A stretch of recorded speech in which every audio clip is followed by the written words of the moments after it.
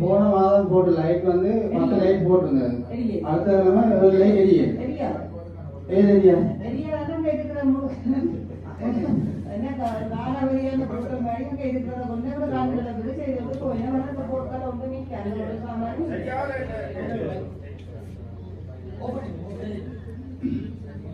Governor அவர்களே இந்த light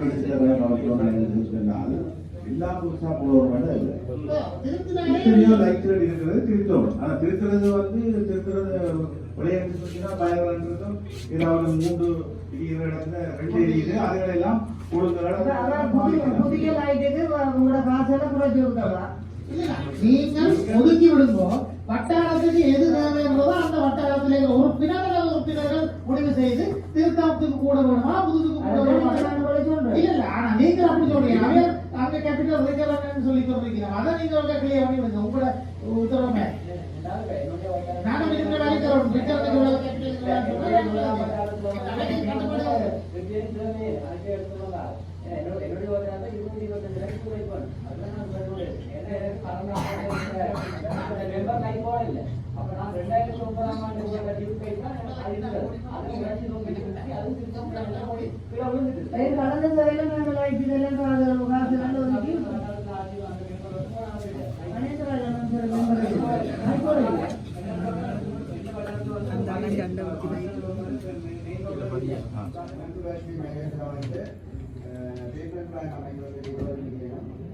சிவபிராசன் வீதி வாய்க்கால் புனரமைப்புகள் 3 மில்லியன் 23 மில்லியன் குற்றாலம் போட வேண்டும்.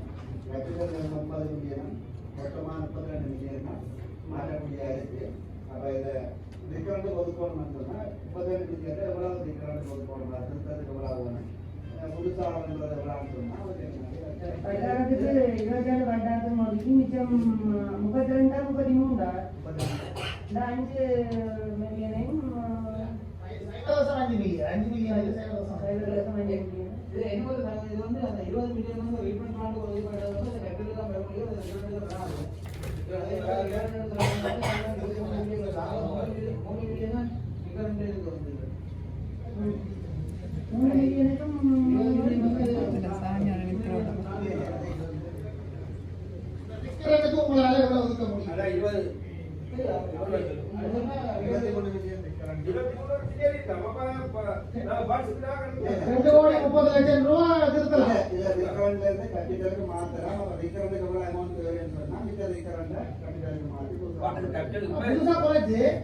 கூட போட சில வட்டாரங்களுக்கு புதுசு வேணும்.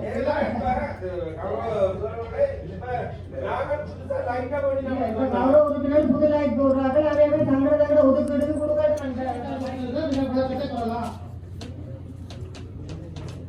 கொழும்புத்துறை 3 கடைகள் அனுமதி கட்டப்பட்டு வருவாங்க.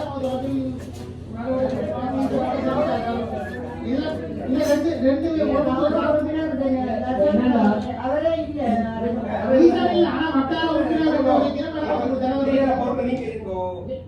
அவர் இல்லாத பட்சத்தில் நீங்க சொன்ன காரணம் உறுப்பினர் இல்லையே தெரியுமா? நீங்க அந்த தெரியுமா?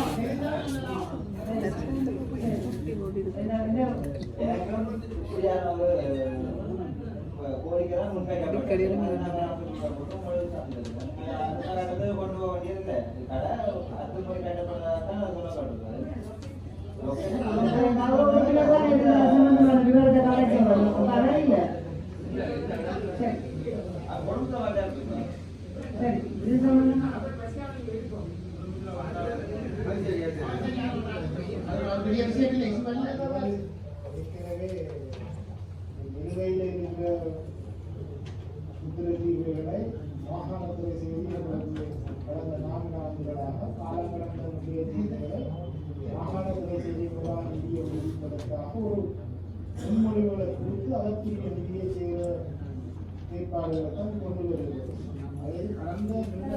இல்லையா இஸ்லாமிய பண்டிகை இல்லையா தெரியா இல்ல இந்த வருஷம் இல்லை. அவர்களே சொன்னதால நமக்கு தேவை. கலை கலாச்சார குழுவில எல்லா மதத்தேர்வுகளையும் உள்ள உறுப்பினர்களை உள்ளடக்கினது. அதே வேண்டி அந்த கலாச்சார நிகழ்வுகளை சிறப்பாக செய்கிறது. ஆனா அந்த நிகழ்வில் அதுல கௌரவ உறுப்பினர் அப்துல்லா சொன்னார், அரைக்குரிய பண்டிகை காலமெல்லாம் இந்த மாதங்களும் போயிட்டு இருக்க வேண்டியது. இப்ப இந்த சரஸ்வதி பூசையும் மொழி விழாவுன்னா கிடக்கும். அதுக்குதான் ஜனவரி பிறகு நாங்கள் 2026 எங்களோட பட்ஜெட் போட்டு பட்ஜெட்ல புது பட்ஜெட்ல செய்யறதுக்குரிய அளவுக்கு நாங்கள் DSC காணிக்கு அப்படி CGP ஆசை அளவு காட்டுறதுக்கு முதல் மாதிரி. இந்த பரமணிக்கே தவறு. உறவுக்கு நெய்யே போடாதீங்க.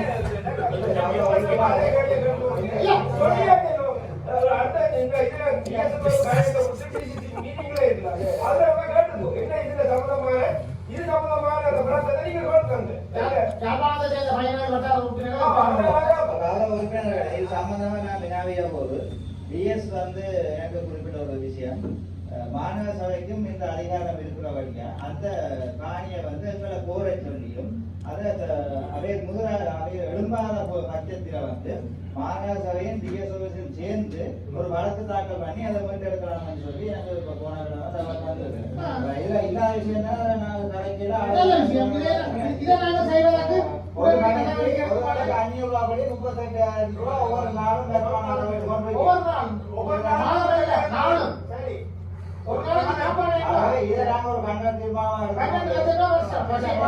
அதுலயே பஸ் ஸ்டாண்ட கூடி எங்களுக்கு நடத்த முடியாம நாங்க ஒரு அதிகாரம் இல்லாத ஒரு ஆக்களா இருக்கிறோம் முன்பு வரைக்கும். டிஎஸ் ஆபீஸ் மீட்டிங்ல இந்த சம்பந்தமா வந்து டிசிசி மீட்டிங்ல சம்பந்தமா காய்ச்சி இருக்கு பஸ் ஸ்டாண்ட் மாத்துறது கூடி அதுல கூட நாங்க எந்த விதமான ஒரு கட்டமும் கட்டப்படவில்லை.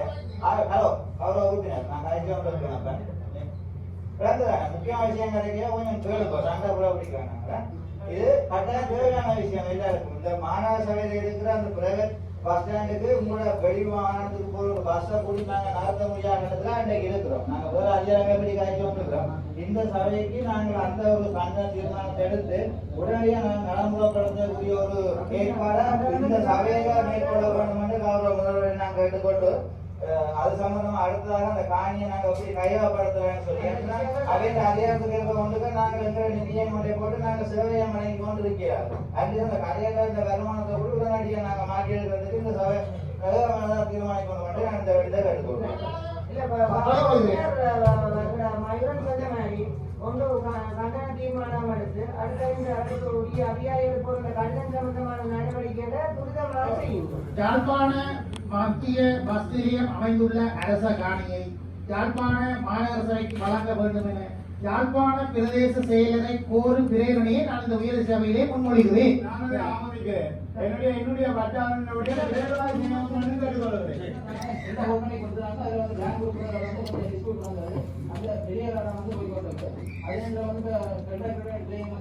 ஏன் டிலே பண்ணுது?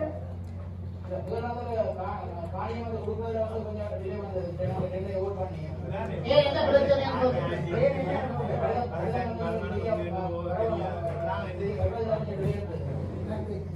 அது வந்து இந்த லைட் போஸ்ட்ன்றது வந்து அதே மாதிரி டிவி வந்து அவைதான் அந்த வேலை வந்து ஸ்டார்ட் பண்ண முடியாது.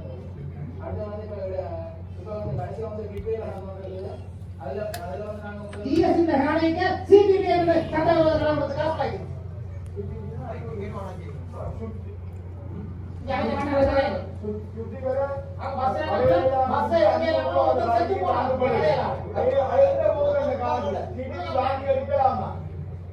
அதாவது பஸ் ஸ்டாண்ட் திருப்பி எங்கிட்ட கோடிக்கு ஒருத்தம் தந்திருக்கிறான், நிறைய தந்திருக்கிறான். அவன் மத்திய போக்குவரத்து பேப்பர் செய்திருக்கான்.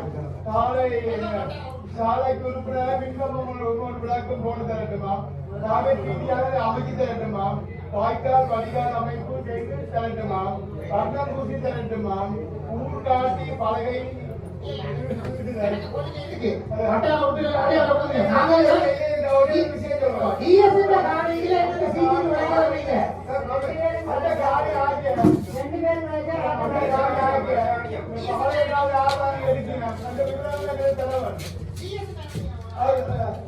காலையில பஸ்ஸை இடிவு கடையை கொடுத்துட்டு அதுவாங்களா சீடிதான் ஒரு மண்வெளியில தான் இருக்கும்.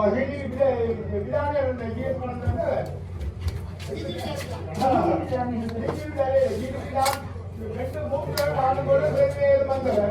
அந்த கடையில 3 கடை அவசரமா அடுத்த வேணும். இதுவரை 3 கடை கடை எடுக்கப்படுதே இந்த கடை இப்படி இருக்குது.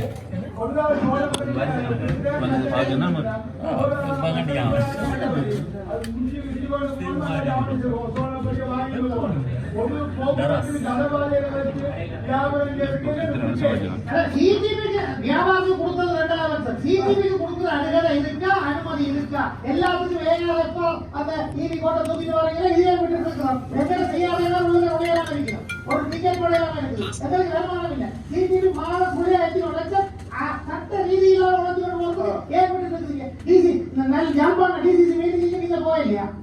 இல்லையா? பிறகு மாவட்டம் என்ன கலாச்சாரம்? நாங்கள் வந்து போகவே இல்லை. நாங்கள் நல்லூர் அது மாவட்டம் கூட கிடைக்கப்படாது.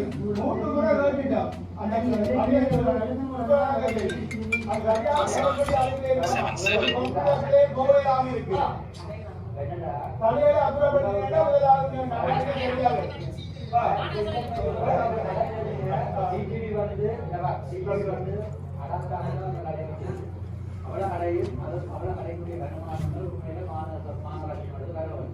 ஆனால் இதுவரைக்கும் மாநகராட்சி மன்றம் அப்படி எத்தனை நடக்கும்? ஆனா அந்த குப்பையை நாங்க அஞ்சு லாபம் இல்லாம நிறைய நேரம் ஏறமாங்க காசு மட்டும் சீக்கிரம் போகும்.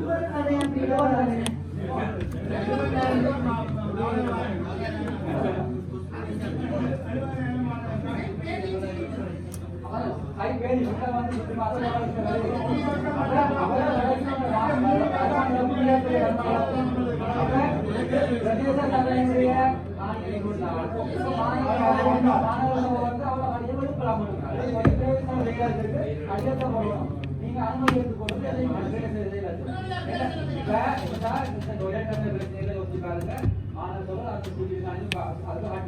சாதாரண கடை பிரச்சனை நாங்கள் எதிர்கால நடந்த பிரச்சனையை போயிட்டு அது சிசிடிவி வந்து அனாதான் அது அந்த விஷயம் வந்து நிற்குது.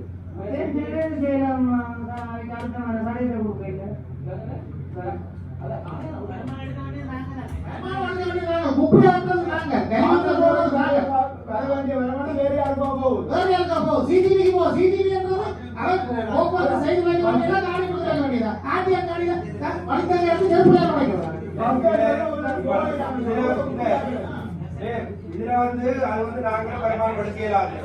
அது சட்டவிரோதமாக அந்த கடைகள் இந்த கடைகளுக்கு நாங்க மிஷின் போட்டு வருமானம் எடுக்கலாது.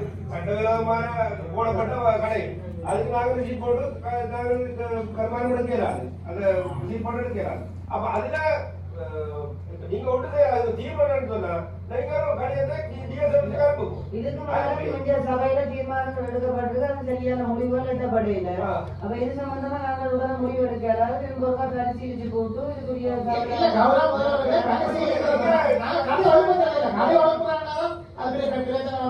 அவங்கள வாழ்வாதாரம் பாதிக்கப்படும். இதுக்குதான் கடை செய்யத்தான் போறாங்க. கடை ஒழுங்கு சொல்லி கேட்கல. சிடிவிக்கு வளர போகக்கூடாது. டிஎஸ் ஆபீஸ் கூட அந்த வருமானம் மாநகர சபைக்கு கழிவாளர்கள் நாங்கள், குப்பையாளர்கள் நாங்கள். இலவசமாக செய்யப்படுறது மக்களுக்கு வருமானம் இல்லாம சும்மா உட்கார்ந்த இடத்துல காலாடி கொண்டு சிடிவி ஆசைப்படுது. என்ன நியாயம்? வருமானம் பாதிக்கப்பட்டு சொன்னாங்க. பயணிகளுக்கு சிரமம். நாங்கள் வந்து இது வருமானம் கடையில வருமானம் எடுக்க போறோம். அது நிரந்தர போற கடையா போயிருக்கிறேன்.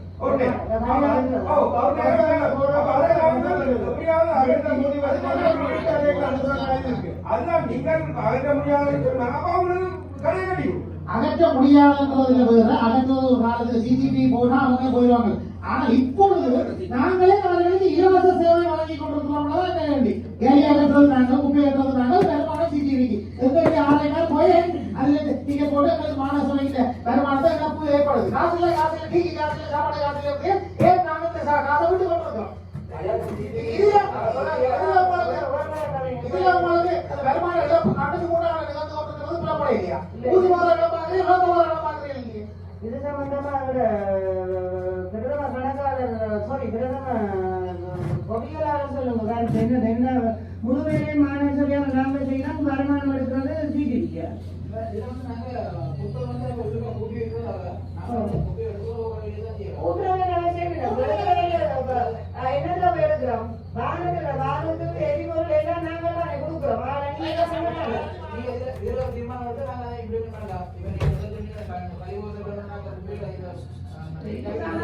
எல்லாம் இதுலயே முடிவெடுங்க வந்தீங்க. நீங்க அதிகாரிகளா என்ன உடனடி சட்டங்களை அமல்படுத்தி என்ன செய்வீங்க? அப்படியே தொடர்ந்து நாங்க செய்ய இம்போஸ் பண்ணினதை நாங்க இப்ப செய்து கொண்டிருக்கிறோம். அதுல வந்து இப்ப தீர்மானம் எடுத்து எங்களுக்கு நாங்க அந்த தீர்மானத்தை வந்து நாங்க நடைமுறைப்படுத்தலாம். உடனடியாக டிஎஸ்க்கு டிஎஸ் இந்த காணியில ஆட்சிய காணியிலேயே நீங்க டிஎஸ் சொல்லுங்க. இந்த காணியில சிடிபி உடனடியாக வாடகை அளவுகளை திருத்தி மாநகர வாடகை அளவுகளுக்கு கொடுக்குற மாதிரி நீங்க மாநகர சபையால டிஎஸ் கையில போடணும். அங்கே வர பதில பார்த்துட்டு சிடிபி என்ன சொல்றதுன்னு பார்ப்போம். ஒன்றில் அவை கடை வாடகை எங்களுக்கு தர வேண்டும். இல்ல சிடிபியே நாங்கள் அதுக்கு போய் முடியக்கூடாது. அது வரைக்கும் இந்த கழிவகட்ட சேவையை கட்டண கடை வர மாட்டேங்குது.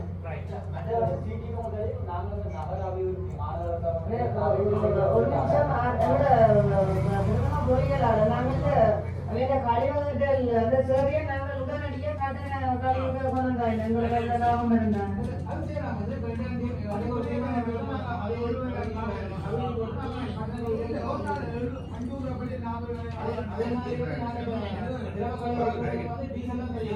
அதுக்கு நீங்க வந்து கட்டணங்கள் சொன்னா நாங்க ரேட்டே வந்து எடுக்கலாம்.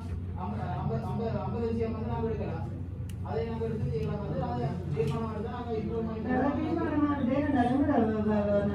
ஆளுநர் வாகனங்கள் எல்லாம் போட்டு ஒருவித வருமானம் இல்லாம நாங்களே அந்த வருமானம் எடுத்துருந்தா மாணவர்கள் எங்க வந்து ஒரு நேரம் சொன்ன மாதிரி ஒன்றுமே யோசனையமா சொன்ன அந்த கருத்தை உடனடியா நீங்கள் இந்த 7 மணிக்கு 8 மணிக்கு போக நிப்பாட்டி நீங்கள் எல்லாம் குறிப்பிட்ட நேரம் போல அந்த நேரத்துக்கு ஓட வேண்டும். அதை கொஞ்சம் தெளிவா நான் சொல்றேன். என்னன்னா கொஞ்ச காலமா தொடர்ந்து 8 மணியிலிருந்து 10 மணி வரை, அதாவது மக்கள் அதிகமா நடமாடக்கூடிய நேரம். அதுல கூடுதலா அந்த 8 மணி 10 மணி டைம்ல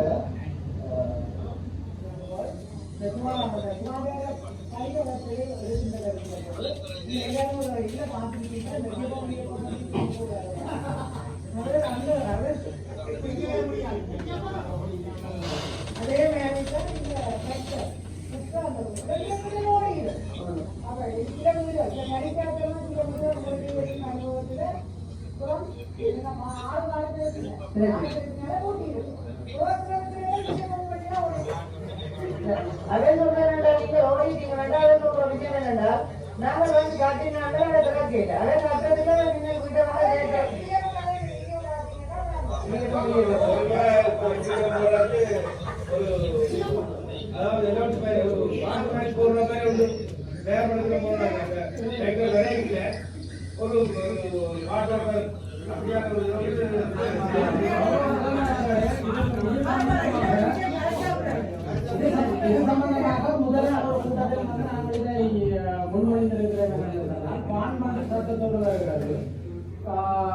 பழைய இருப்பு ஏற்றவனும் சட்டத்தோட ஆனால் மாநகர சபை குப்பை ஏற்ற வண்டி மட்டும் ரகசியமாக வந்து ரகசியமாக போகிறது.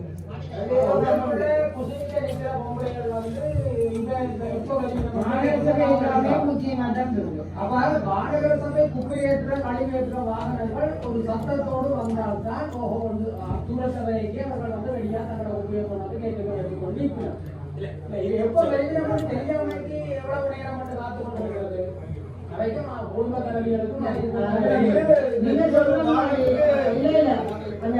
ஸ்பீடா இயக்கமா போறதா உண்மை. ஆனா மற்றபடி ஒரு டைம் கொடுத்து அந்த சூப்பர்வைசரால அங்க என்ன வேலை குப்பை சொல்லப்படுறது ஒரு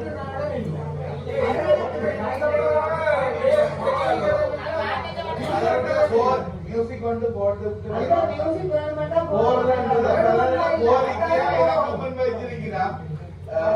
அது முதலில் இருந்தது.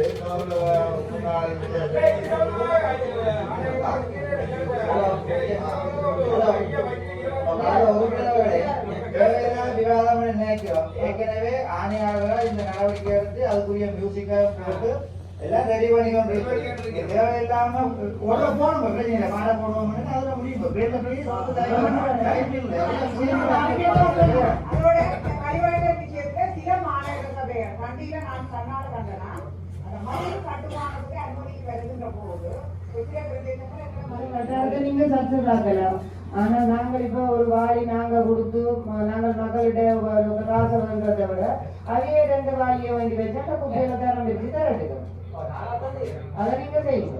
மற்றபடி மற்ற மாநகர சபையை மங்கள மாநகர சபையை ஒப்பிட்டு பார்க்குற அளவுக்கு கடதாட்சி மங்கள மாநகர சபை நிதி வளங்கள் எங்களுக்கு நிறைய பிரச்சனை இருக்குங்கிற மாநகர சபையில் அதை 2 நாங்கள் கம்மியாக வேண்டி பார்த்துக்கலாம். சில இடங்கள்லாம் நடக்குதுதான். நீங்க சொன்னீங்க கொழும்பு மாநகர சபையில செய்யலாமே இல்லை யாழ்ப்பாண மாநகர சபையில இருக்கு.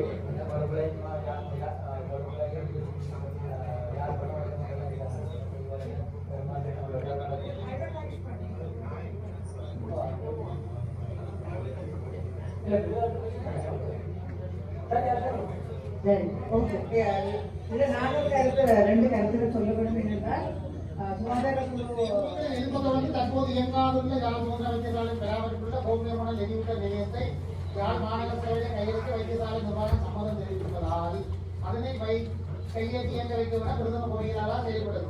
நாங்கள் இதில் கேள்விப்பட்டது உண்மை பொய் என்பதை மேயர் ஊடாக ஆணையாளர் அல்லது மேயர் குறிப்பிட வேண்டும். இதை நேரில் பார்வையிட சென்ற ஆணையாளருக்கு வைத்தியசாலை நிர்வாகத்தால் அனுமதி மறுக்கப்பட்டது உண்மையா போய்தான். இந்த பேர்னரை பார்க்க விட மாட்டோம் என்று சொல்லி திருப்பி அனுப்பப்பட்டது உண்மையா போய்தான். ஆணையாளர் தான் போகுது. அந்த பேர்னரை பார்வையிட செல்வதற்கு எங்களுக்கு டாக்டர் சொன்ன மேலதிகாரி சொன்னா தான் ஊழியர்கள் திருப்பி அனுப்பியுள்ளார்கள் என்று பேசப்படுகிறது உண்மையா போய்யா? இது சம்பந்தமான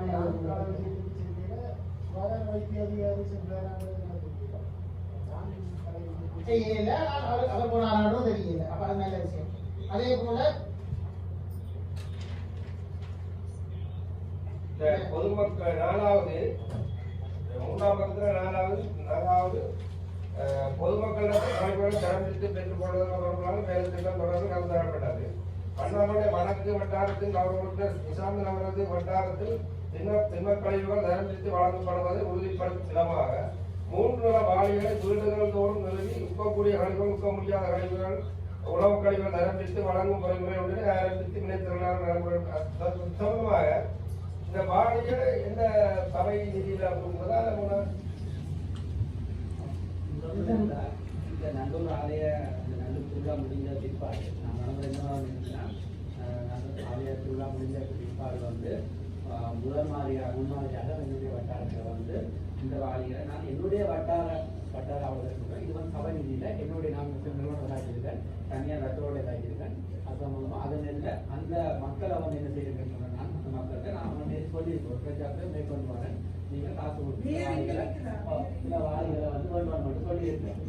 அந்த மக்களும் வந்து ஏற்றுவாங்க. எல்லா மக்களும் அந்த வசதி இல்லாத வாளிகளை வந்து சில அந்த வசதி இல்லாத மக்களுக்கு வந்து சில நிறுவனங்களாக பெற்றுக் கொடுக்கறதுக்கு நடவடிக்கை எடுத்துக்கிறேன். முன்மாதிரியா அந்த செயற்பாடு நம்ம செய்யலாம். அவங்க அதை செய்யலாம். அந்த விஷயத்துக்கு சபையில உள்ள பொருட்கள் எதுவும்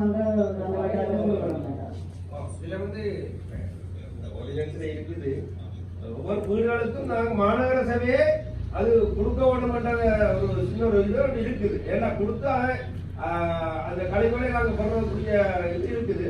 அது வேணுமெண்டா நாங்க இது சரியா வந்துன்னு சொன்னா நாங்கள் கொடுத்து அதுக்குரிய பணத்தை பெற்றுக்கொள்ளலாம்.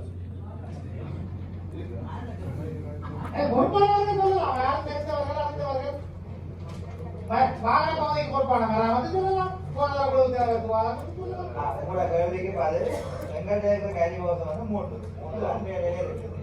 ஆனா வெளியால வந்து பிரைவேட் வெஹிக்கிள் கணக்க ஓடிக்கொண்டு அது சம்பந்தமா நான் கணிக்கிறது கிடையாது. எங்களை 3 ஓடும். 3க்கு தான் ஜிபிஎஸ் போட போறீங்க. எங்களை 3 தான் போடலாம். மெட்டா கடைக்கு நான் போட்டு இல்ல அதான் சரியா நேரத்துல நீங்க லெட்டர் கொடுத்தீங்க. உங்க அதுக்கு ஜிபிஎஸ் போடலாம். எனக்கு போட முடியுது. அதே போல 6.4 அதே பக்கத்துல கட்டாசி பந்தி கழிவுகளை எரியூட்டி அழிப்பதற்கான எரியூட்டி அமைப்பதற்கான திட்டங்கள் உருவாக்கப்பட்டுள்ளன. அதற்குரிய இடத்தை அடையாளப்படுத்தி செயல் திட்டத்தை நடைமுறைப்படுத்தும் நடவடிக்கைகள் மேற்கொள்ள போவதாக மாநகர ஆணையாளர் தெரியப்படுத்தப்பட்டது. இது சம்பந்தமான விளக்கத்தை முதல்வராக ஆணையாளர் ஆணையாளர் பேர் அதனை பயன்படுத்தப்பட்டிருந்ததால் விளக்கம் தருமாறு கேட்கிறோம். இது சம்பந்தமாக ஆணையாளர்களுடைய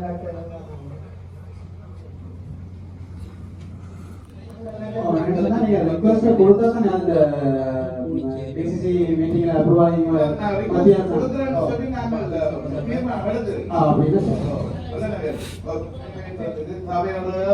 தீர்மானத்துக்கு நான் மிகவும் தாழ்மையுடன் கேட்டுக்கொள்கிறேன். அதான் நான் முன்மொழி இந்த தீர்மானம் இருந்து அவர் பிஎஸ்சி மாதிரியான பிஎஸ்சி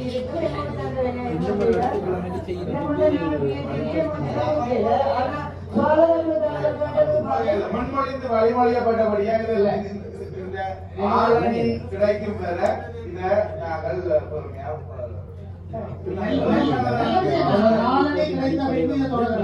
ஆனா இதுல அந்த 6 மாத கிடைச்சதை இதே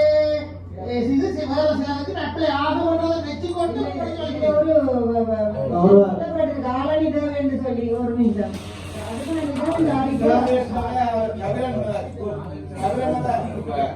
எங்க சென்ட்ரல் கவர்மெண்ட்ல இருந்து எடுத்து தருவதுபடியா அந்த இது வராத ஒரு அந்த ஆளானி எப்ப வருதோ அதுக்கு பிறகு நீங்கள் ஒரு முடிவுக்கு வரலாம்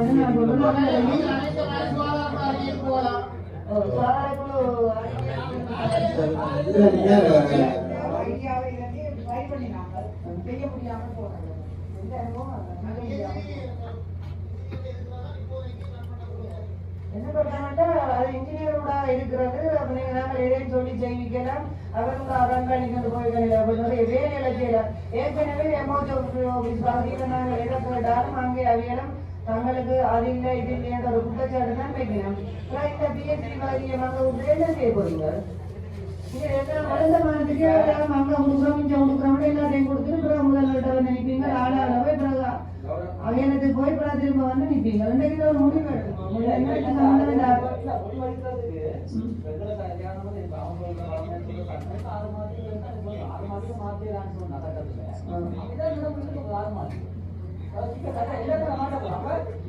நீங்க எல்லாரும் முன்மொழிஞ்சு பாடி மொழிகிறதுல புரியா இருக்கிறீங்களா? இல்ல என்ன பொறுத்த மாட்டேன். நான் ஒரு முதல்வர் 45 பேருக்கும் பதில் சொல்ல வேண்டிய ஆள். நீங்க ஒவ்வொருவரும் இந்த எழுப்பி கதை கேட்கிற சில விஷயங்கள் உங்களுக்கு நான் ரிப்ளை வேணும் வாரதே எனக்கு சில நேரத்தில் தடமாட்டமா வாருது. நீங்க எனக்கு சில தீர்மானங்களை முன்மொழிஞ்சு வழிமொழி கேட்கிறேன். என்ன கருத்து கூறப்பட்டது யார்கிட்ட இதை கையளிக்க போறோம்ன்றது தெளிவா முன்மொழிஞ்சு வழிமொழிங்க. ஏன்னா நீங்கள் இந்த பிஎஸ்சிடியா நீங்கள் அங்க கொடுத்துட்டு அவர் சுதந்திரமா இருப்பாரு இன்ஜினியர். அவருக்கு எந்த தலைவலியும் அவர்களா இருக்கிறபடியா நாங்கள் வேலையா செய்து கொண்டிருக்கிறோம் சொல்லிட்டு நீங்கள் அங்கங்க கையெழுத்து போட்டு இது சம்பந்தமா நீங்க வந்து ஆர்ட்ட சொல்லுவீங்க. எல்லாம் முதல்வருக்கும் போவர் அந்த போவர் அந்த போவர்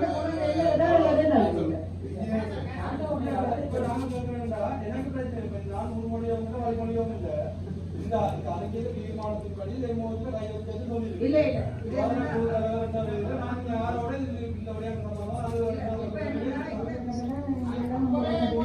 உங்களுடைய மதிக்கிற யாரும் முன்மொழிஞ்சு வழிமொழிஞ்சு என்ன ஒரு விளையாட்டை செய்து வந்து இருக்கிறீங்க.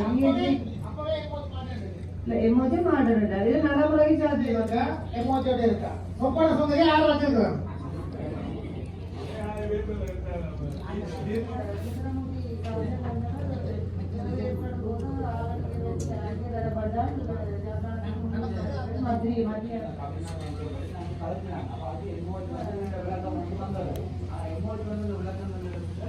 அதை நான் பொருட்படுத்த மாட்டேன் சொல்லுறேன். அவர் பொருட்படுத்த மாட்டேன்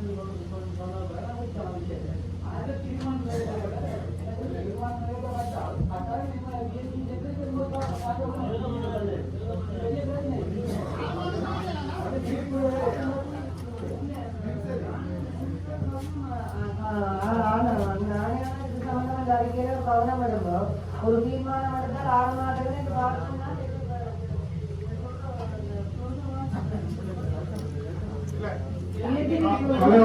இந்த இந்த விஷயத்துக்கு தான் எங்களை கௌரவ உறுப்பினர் கபிலன் அவர்கள் ஆளணி பிரச்சனை என்று சொல்லி சொன்ன இடத்துல தேவையான ஆளணியை நாங்கள் தெய்வம் என்று சொல்லி இருக்கிற தங்களை அரசினூடாக ஆனபடியால் அந்த விஷயம் உடனடியாக நடைமுறைக்கு வரும் என்று நான் நம்புறேன். என்னன்னா அப்படிதான் தீர்மானம் வாக்களிக்கிறதோடு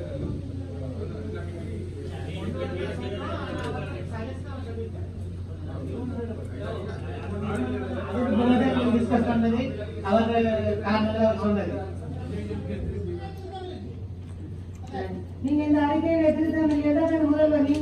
என்ன தலையை போட்டு ஊத்துவீங்க நிஷாந்தன் சொன்ன விஷயம் வந்து காட்டுனா நான் வேற ஸ்கூல் போயிட்டு சொல்றேன்